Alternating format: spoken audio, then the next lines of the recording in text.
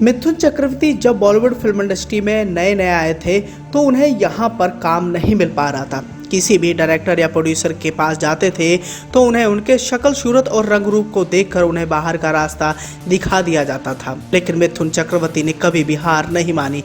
मिथुन चक्रवर्ती मौजूदा दौर में एक बड़े सुपरस्टार के तौर पर जाने जाते हैं, जो आज भी बॉलीवुड की कई सारी फिल्मों का हिस्सा भी बनते हैं।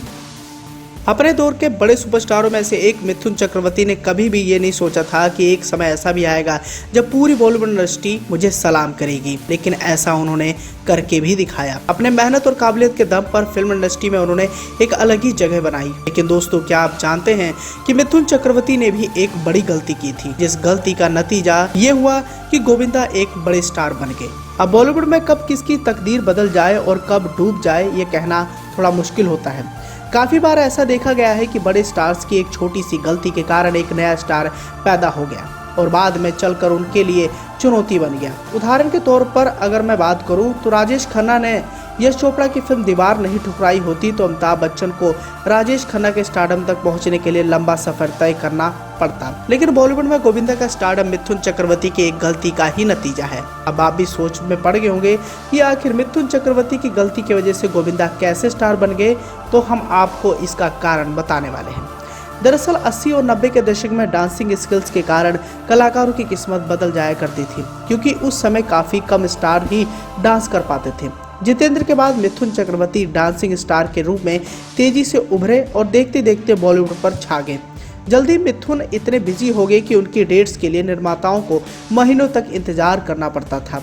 पहलाज निहालनी भी उन निर्माताओं में से थे जो काफ़ी दिनों से मिथुन के पीछे लगे थे। जब मिथुन ने उन्हें भी ना कह दिया तो निहालनी ने कसम खाई कि वो मिथुन का विकल्प इंडस्ट्री को देंगे और इस तरह बॉलीवुड में गोविंदा का आगमन हुआ। बताया जाता है कि फिल्म आंधी तूफान के सेट पर निहालनी ने मिथुन को फिल्म इल्जाम की कहानी सुनाई थी और मिथुन को फिल्म की कहानी पसंद भी आई थी। जब निहालनी ने इस फिल्म को शुरू करने की योजना बनाई तो मिथुन इतने ज़्यादा व्यस्त हो चुके थे कि उन्हें निहालनी से मिलने तक की फुर्सत नहीं थी। आखिरकार जब वो मिथुन से मिले तो मिथुन ने यह कहकर टाल दिया कि फिलहाल उनके पास समय नहीं है। मिथुन की इस वादा खिलाफी से निहालनी नाराज हो गए और फिल्म को ठंडे बस्ते में डाल दिया। लेकिन उन्हीं दिनों गोविंदा भी फिल्मों में स्ट्रगल कर रहे थे। एक दिन वो अपनी डांसिंग सीडी लेकर निहालनी के ऑफिस में पहुंचे और उनसे ये सीडी देखने की गुजारिश की। निहालनी को गोविंदा का डांस इतना पसंद आया कि उन्होंने उन्हें बतौर हीरो फिल्म में साइन कर लिया।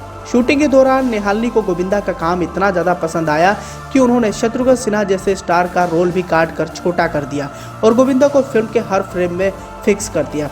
फिल्म हिट रही और गोविंदा भी स्टार बन गए। इस तरह मिथुन को लेकर निहालनी की खुन्नस के कारण बॉलीवुड को गोविंदा के रूप में एक नया स्टार मिल गया। बताया जाता है कि उस दौरान अगर मिथुन चक्रवर्ती फिल्म को करने से मना नहीं करते तो शायद गोविंदा इतना बड़ा स्टारडम नहीं हासिल कर पाते। पहली फिल्म हिट होने के बाद गोविंदा के पास भी ढेरों सारी फिल्मों के ऑफर आने लगे और गोविंदा भी बड़े सुपरस्टारों की तरह काफ़ी ज़्यादा बिजी हो गए। आलम तो यूँ आ गया कि 90 के दौर में गोविंदा के पास ढेरों सारी फिल्मों के ऑफर थे। एक दिन में वो करीब 8-9 फिल्मों की शूटिंग किया करते थे, जिसकी वजह से वो शूटिंग सेट पर भी काफ़ी लेट लतीफ़ी से आया करते थे। लेकिन बावजूद इसके गोविंदा तमाम निर्माता निर्देशों के चहेते बन चुके थे।